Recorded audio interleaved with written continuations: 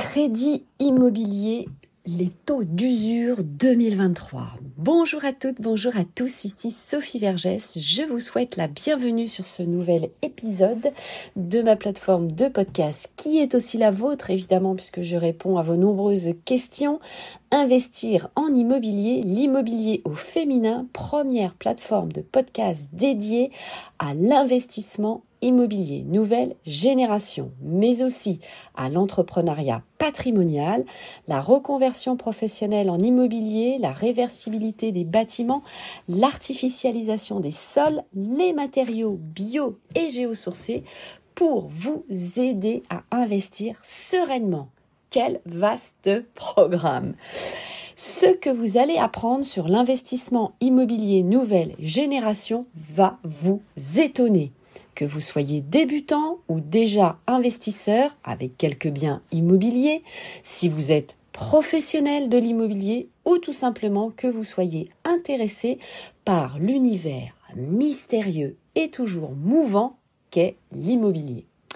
Je vais ici démystifier cet univers pour vous avec toute la modestie qui m'anime. Vous me connaissez maintenant depuis toutes ces années. Je réponds également à toutes vos questions via mes différents réseaux sociaux et par l'élaboration d'un nouvel épisode de podcast.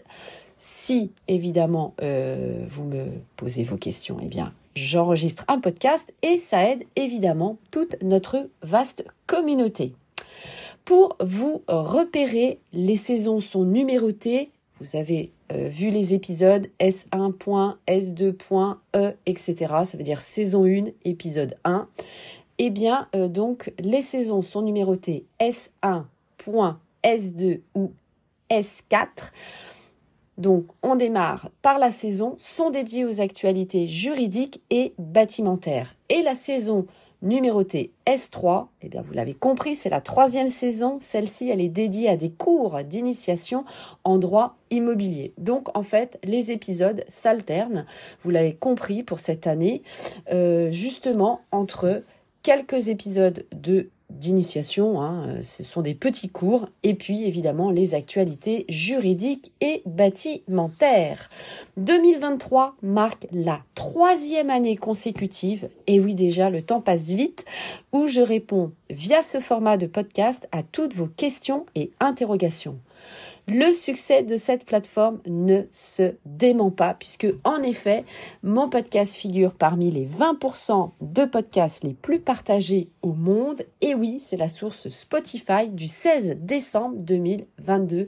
Mais ça, bien sûr, c'est grâce à vous. Bisous, merci beaucoup.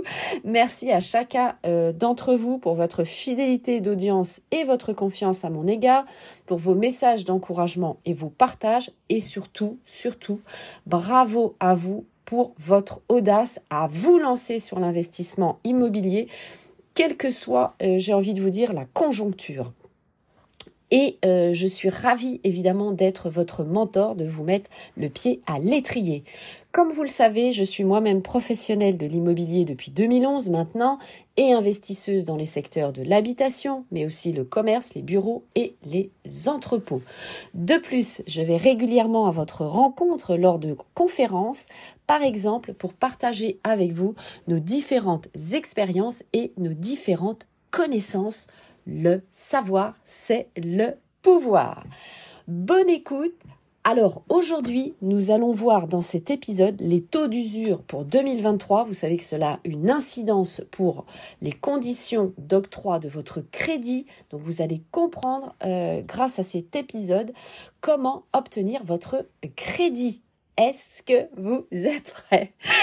Alors, bien sûr, à la fin, vous avez l'habitude, je vais vous donner ma vision, mon message inspirant. Donc, écoutez bien jusqu'au bout, puisque j'aime bien, évidemment, vous donner toujours des petits conseils, des petits tips, comme on dit aujourd'hui. Ce podcast a été réalisé grâce à l'appui de l'article du Figaro, qui est récemment paru, qui est un site de référence, évidemment, vous le savez, pour pour des conseils avisés et même des annonces immobilières. Site donc que je vous recommande tout particulièrement. Je vous recommande aussi d'aller sur cet article puisque vous avez notamment un tableau à jour sur les taux pour vos crédits immobiliers et pour vos prêts de travaux d'un montant supérieur à 75 000 €. Donc, je vous laisse aller sur le site puisque vous savez que le principe de mon podcast, c'est lorsque vous me transmettez des articles de presse ou que j'en trouve aussi, eh bien, on fait un résumé pour que vous puissiez avoir les connaissances rapides. Et le but, eh bien, c'est de vous envoyer sur des sites qui vous donnent des sites de référence dans l'immobilier. Donc, c'est comment aussi pour vous aller trouver évidemment les renseignements dont vous avez besoin. Donc, je vous apprends aussi, on va dire, une certaine gymnastique. Allez, on va justement démarrer évidemment ce nouvel épisode. Alors, vous le savez, les taux d'usure font beaucoup parler d'eux et les nouveaux taux donc applicables à partir du 1er janvier 2023, eh bien, on les connaît depuis mercredi 28 décembre et c'est bien sûr la Banque de France qui nous donne ces taux.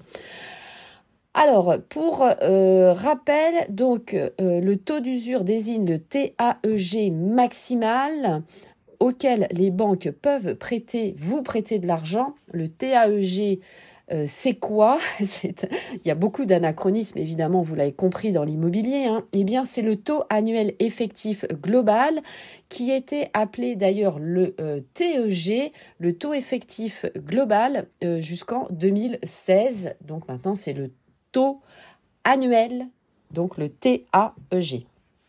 Donc, qui prend en compte, ce taux prend en compte la totalité des frais occasionnés par un prêt.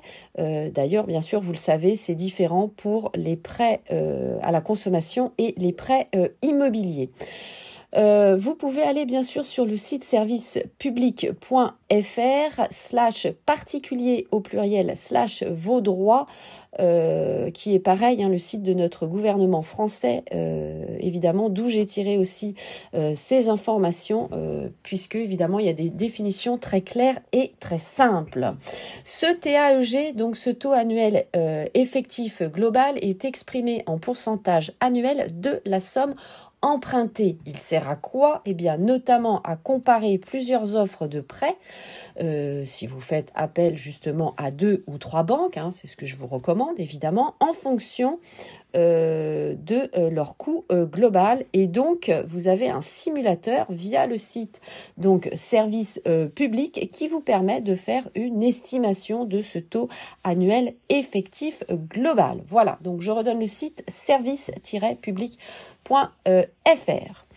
Les établissements de crédit ont l'obligation évidemment d'indiquer le TAEG dans les publicités, les offres de crédit et les contrats de prêt. Vous savez, c'est très souvent les toutes petites lignes minuscules qu'on a du mal évidemment à lire.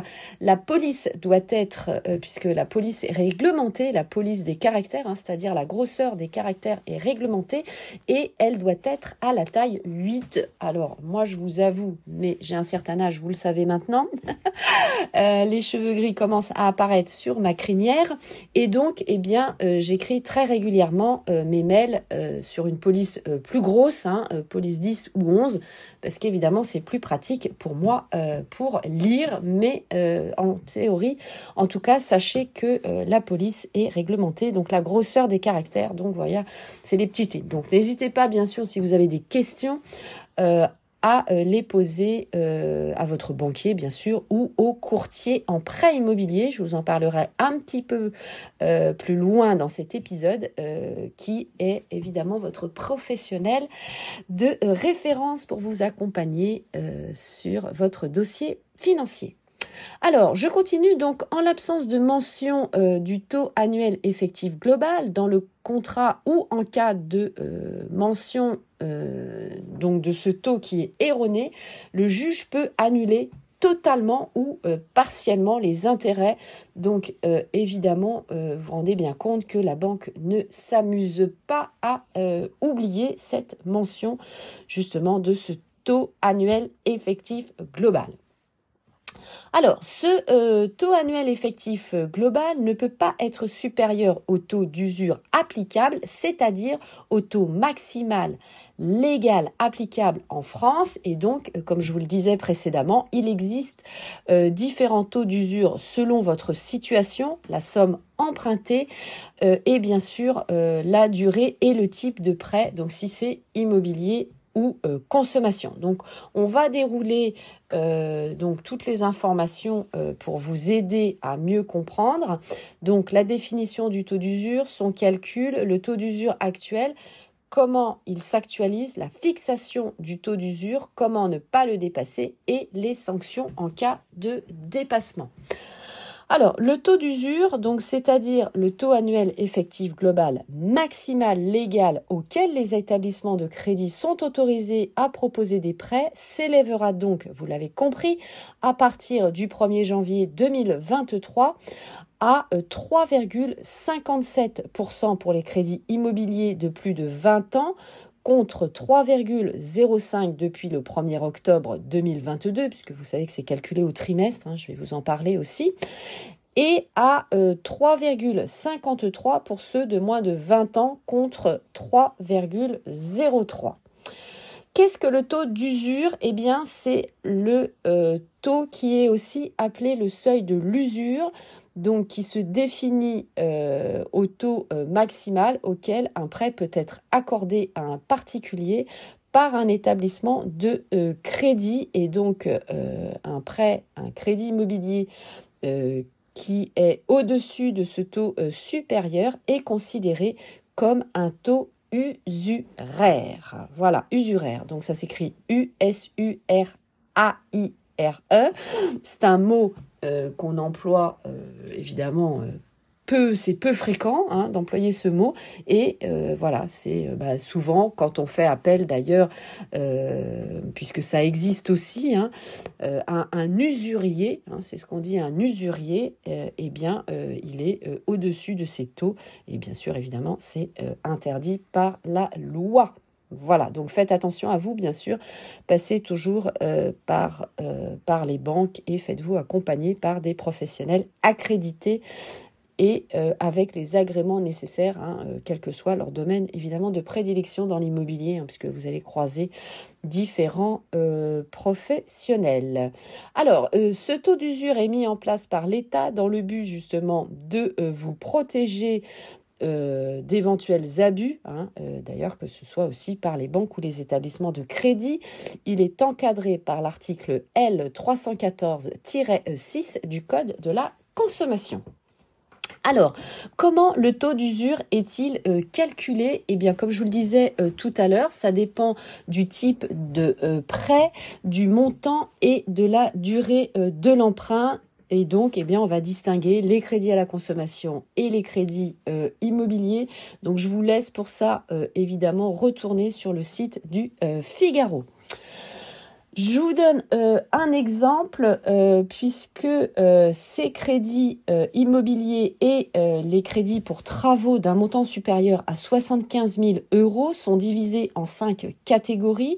Donc, les prêts à taux fixe d'une durée inférieure à 10 ans, ceux compris entre 10 et moins de 20 ans, les taux supérieurs à 20 ans, et les prêts aussi à taux variable et les prêts relais. Vous voyez, donc 5 catégories, donc des prêts à taux fixe, des prêts à taux variable et les prêts relais. Donc, pour calculer le taux d'usure d'une certaine catégorie de prêts, la Banque de France prend le taux effectif moyen pratiqué par les établissements de crédit pendant un trimestre et augmente ce taux d'un tiers. Donc, le chiffre constitue le taux d'usure du trimestre suivant. Donc, c'est ce chiffre qui est obtenu qui va faire le taux d'usure. Donc, le taux d'usure de 2022 au troisième trimestre pour les crédits immobiliers de plus de 75 000 € sur une durée de 10 à 20 ans était de 2,65. Donc, en conséquence, eh bien, au premier trimestre 2023,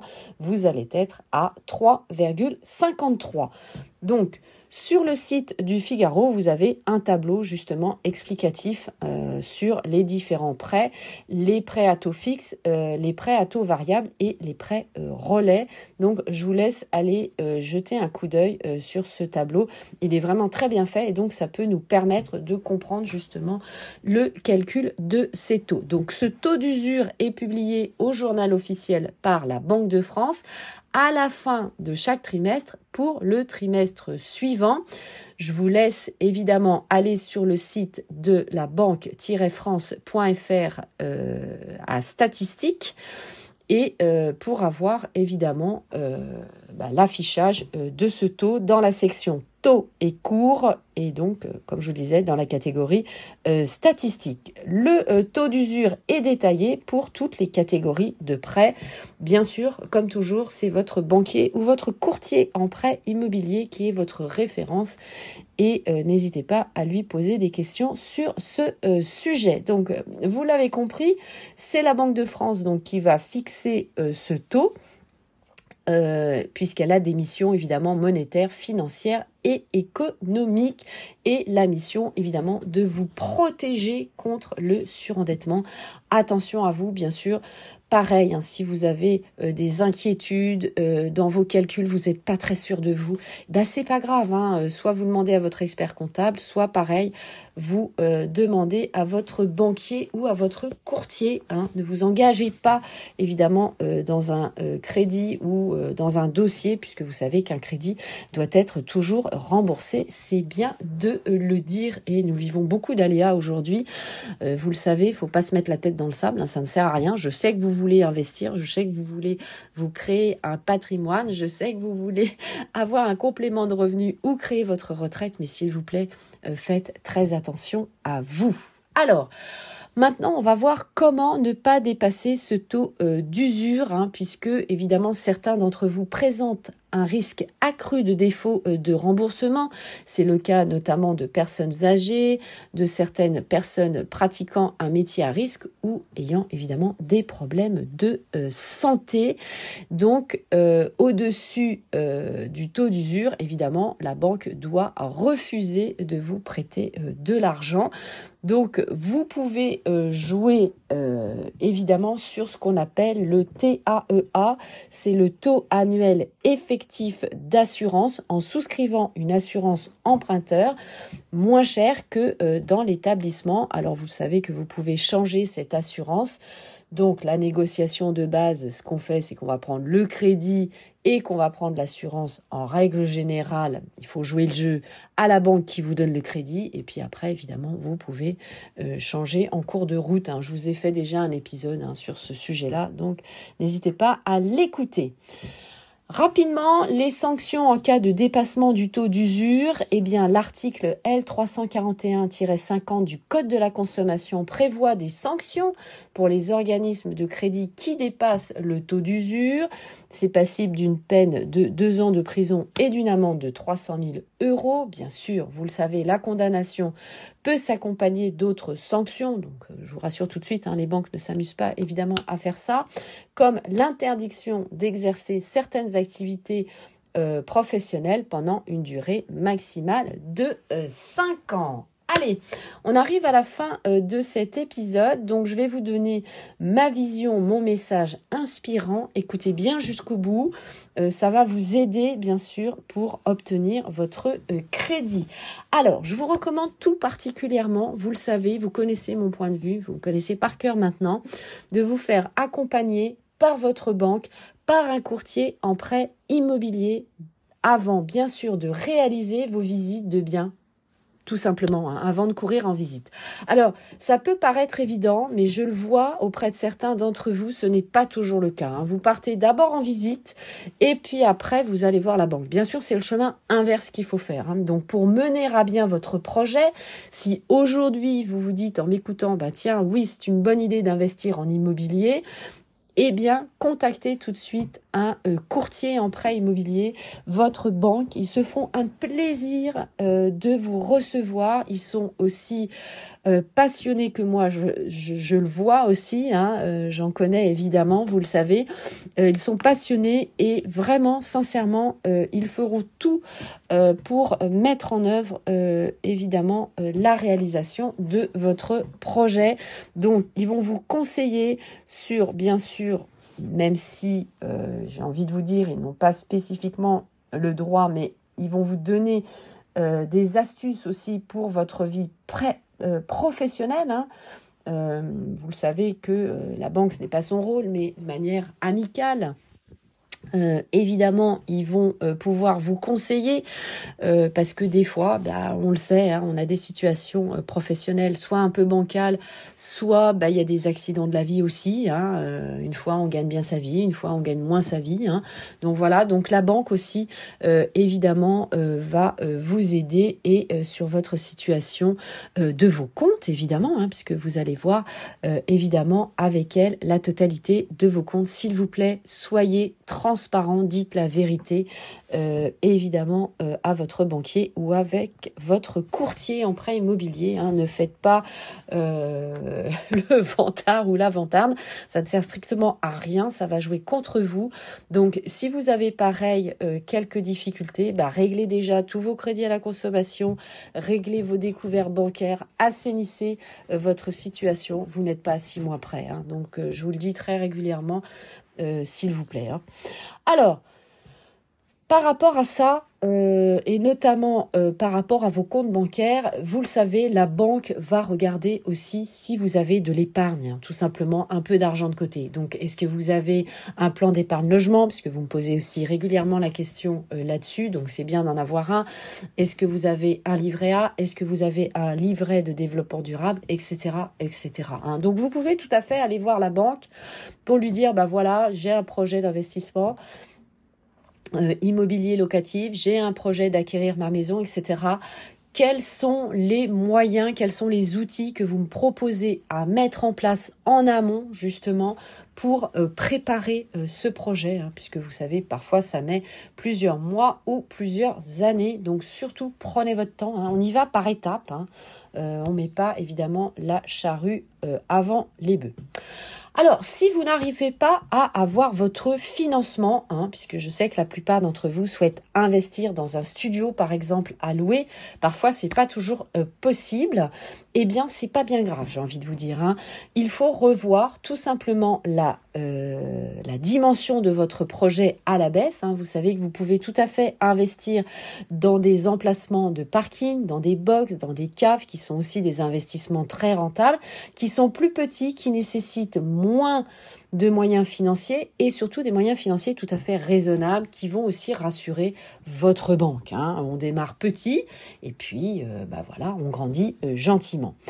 Donc c'est important. Pourquoi ? Parce que déjà dans un premier temps, ça va vous permettre de percevoir des loyers avec une très bonne rentabilité. Vous savez que ces biens immobiliers ont une belle rentabilité. Et ensuite, une fois que vous aurez perçu vos premiers loyers, modestes soient-ils, mais c'est pas bien grave, il faut démarrer, vous pourrez aller chercher d'autres financements pour votre projet et surtout vous envoyer un signal fort à la banque, puisque la banque va se dire, tiens, Eric est très raisonnable comme investisseur, puisque déjà il a investi dans des places de parking, il sait que c'est un investissement rentable, facile à louer, et du coup, je vais lui prêter pour son premier réinvestissement un peu plus gros et votre banquier sera ravi aussi de vous mettre le pied à l'étrier dans l'investissement immobilier. Voilà. Allez, ça y est, c'est la fin de cet épisode. J'espère que vous avez passé un bon moment, comme moi-même j'ai passé un bon moment pour vous l'enregistrer. J'ai été ravie de créer cet épisode pour vous et de vous transmettre toutes ces informations. J'espère que cet épisode vous a plu, que vous avez appris de nouvelles solutions et connaissances pour répondre justement à votre questionnement de l'obtention de votre crédit immobilier. Vous pouvez me rejoindre et nous rejoindre sur le groupe Facebook Investir en immobilier, l'immobilier au féminin, dont je suis évidemment la créatrice et la modératrice, mes différents réseaux sociaux, Instagram, Twitter, YouTube, TikTok, LinkedIn Clubhouse, bien sûr, où je vous réalise des lives audio et nous pouvons échanger ensemble de vive voix à mon prénom et à mon nom. Abonnez-vous pour écouter en avant-première les prochains épisodes diffusés chaque semaine, sortie du nouvel épisode chaque samedi à 7h du matin, de bonne heure et de bonne humeur. Merci de partager cet épisode à vos proches et à vos amis si vous pensez que celui-ci a été utile. À tout de suite sur toutes les plateformes d'écoute. Ciao, bye bye, portez-vous bien, bon investissement à tous. Non, on ne baisse pas les bras, on ne lâche rien. Allez, bisous et à tout de suite, à très vite pour les commentaires.